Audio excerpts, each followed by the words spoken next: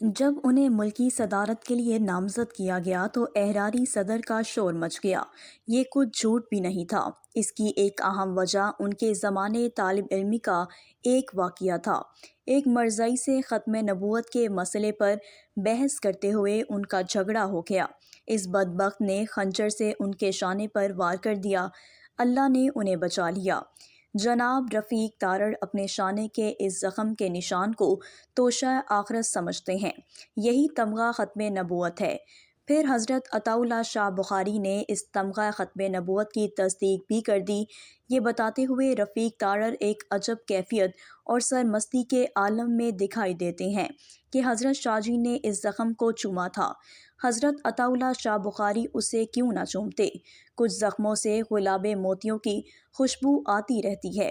اپنی زندگی میں جناب رفیق تارڑ نے عاشق رسول صلی اللہ علیہ وسلم ہونے کے کئی ثبوت باہم پہنچائے۔ مرزائی سر ظفر اللہ تاریخ پاکستان کے ایک عجب کردار ہیں۔ وہ حضرت قائد اعظم کے جنازے میں شریک نہیں ہوئے تھے۔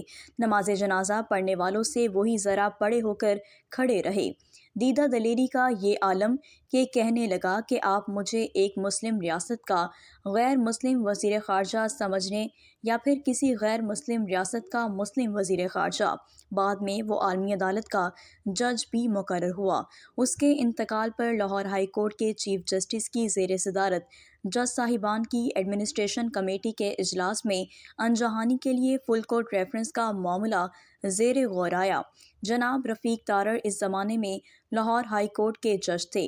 اس موقع پر انہوں نے باقی ججوں کو یہ یاد دلایا کہ اس نے حضرت قائد اعظم کا جنازہ نہیں پڑھا تھا، اس لیے ایک اسلامی ملک میں اس کا فل کورٹ ریفرنس بے حمایتی ہوگا۔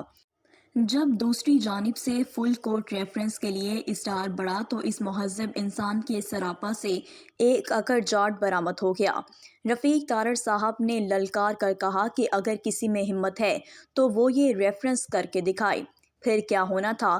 سبھی اس غیرت ایمانی کے بھپرے ہوئے طوفان کے آگے پسپا ہو گئے اور ریفرنس نہ ہو سکا۔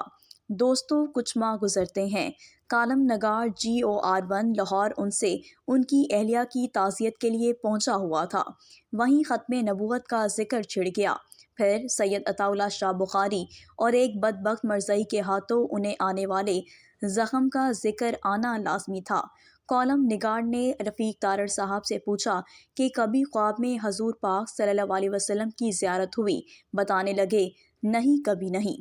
پھر انہوں نے اپنی بات یوں مکمل کی، اس معاملے میں جھوٹ بولنا گناہ کبیرہ ہے، اس کی معافی کبھی نہیں ہوگی۔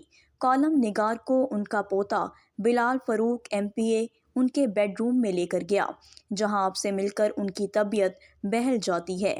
اس کے بعد پھر لمبی نشست رہی، دیر تک گفتگو کا سلسلہ چلتا رہا۔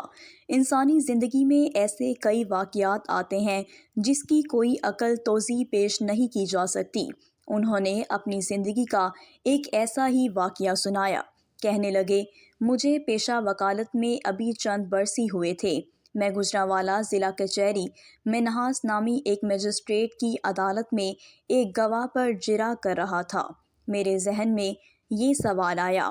یہ سوال وہ دھاری تلوار تھا۔ اگر اس کا جواب ہاں میں ملتا تو ملزم کی بریت یقینی تھی۔ یہ سوال اسی وقت مجھے سوجا تھا۔ ذہن میں اچانک باتوں کا آ جانا بھی عجب معاملہ ہے، یہ انسانی سمجھ میں نہیں آتا۔ کہنے لگے، گواہ نے میرے حسب منشا ہاں میں جواب دے دیا۔ گواہ کے جواب نے سارا مقدمہ کھول کر رکھ دیا۔ اس طرح میرے موکل کی بے گناہی واضح ہو گئی۔ اس مرحلے پر منہاس صاحب کے ذہن میں اللہ جانے کیا بات آئی۔ تحسین بھری نظروں سے میری جانب دیکھتے ہوئے بولے، میں آپ کو مسٹر رفیق تارڑ کہوں یا جسٹس رفیق تارڑ، میرے پلے کچھ نہ پڑا۔ شاید ابھی معاملے کا میری سمجھ میں آنے کا وقت بھی نہیں تھا۔ پھر میں سول جج کے امتحان میں بیٹھا۔ اس برس 5 لڑکے کامیاب ہوئے تھے۔ میرا ان لڑکوں میں 5واں نمبر تھا۔ سیٹیں صرف 4 تھیں۔ میری تقرری رہ گئی۔ مجھے بہت دکھ ہوا، لیکن مجھے اس وقت معلوم نہیں تھا کہ وقت مجھے اس سے زیادہ نوازنا چاہتی ہے۔ اگر میں اس وقت سول جج سلیکٹ ہو جاتا تو شاید ہائی کورٹ بھی نہ پہنچ پاتا۔ چند برس بعد میں نے ڈائریکٹ एडिशनल सेशन जज मुकर्रर हो गया। फिर चंद ही सालों में सेशन जज के ओहदे पर पहुंच गया था। मैं इन दिनों बतौर लेबर जज अपने फ़राइज़ सरअंजाम दे रहा था कि लाहौर नीले गुंबद मेरी उन्हीं मिन्हाज साहब से सरे राह मुलाकात हो गई। पूछने लगा, कहाँ हो? मैंने उन्हें बताया कि मैं लेबर जज के तौर पर काम कर रहा हूँ। कहने लगे कि अच्छा, फिर तो करीब ही पहुँच गए हो। क्या उसे सिर्फ मेरी हाई कोर्ट की जजी तक की खबर थी, वरना मैं बाद में चीफ जस्टिस भी रहा, सुप्रीम कोर्ट भी पहुंचा और सदर पाकिस्तान भी रहा। दोस्तों, इंसानी अकल अभी तक कबल अज मसीह लिखे गए मकालामात अफलातून पर हैरान ही खड़ी है। मैं सिर्फ ये जानता हूँ कि मैं कुछ नहीं हूँ। तस्लीम रज़ा, सब्र और इस्तगना कोई जनाब रफ़ीक तारड़ से सीखे। बतौर जज लाहौर हाई कोर्ट उन्हें एक प्लॉट मिला। उन्होंने उसे काफ़ी समझा और फिर किसी दूसरे प्लॉट की ख्वाहिश भी नहीं की थी। बतौर चीफ जस्टिस और साबिक सदर पाकिस्तान उनका एक से ज़्यादा प्लॉटों का इस्तेहकाक बनता था, लेकिन उन्होंने दूसरा प्लॉट लेने से साफ इनकार कर दिया। उनके इनकार पर जनरल परवेज़ मुशर्रफ हैरान और परेशान होकर रह गए थे। उनका दूसरा पोता अताउल्लाह तारड़ उन्हीं की तरह बारिश इन दिनों मुस्लिम लीग नून के MNA हैं। वो कॉलम निगार को गाड़ी तक रुखसत करने आया। कोरोना वबा के बायस कॉलम निगार उनसे हाथ मिलाए बगैर गाड़ी में बैठने लगा। अल्लाह जाने कॉलम निगार के जी में क्या आया, बेइख्तियार उसके मुंह से निकला, आप इन दिनों बुजुर्ग मुस्लिम लीगी राजा ज़फ़रुल हक की जगह मुस्लिम लीग नून की तर्जुमानी कर रहे हैं। नौउम्री में आपको ये मनसब अपनी ख़ानदानी वफा शुआरी के पास हाथ में आया है। हमारी आइंदा मुलाकात तक आप यकीनन सेनेटर हो चुके होंगे। फिर कॉलम निगार गाड़ी में बैठा अपने बेइख्तियार कहे इन लफ्ज़ों के बारे में देर तक सोचता रहा। दोस्तों, बात दिल से ज़ुबान पे आती है, बात दिल में कहाँ से आती है। उम्मीद करती हूँ कि मेरी आज की वीडियो आपको पसंद आई होगी।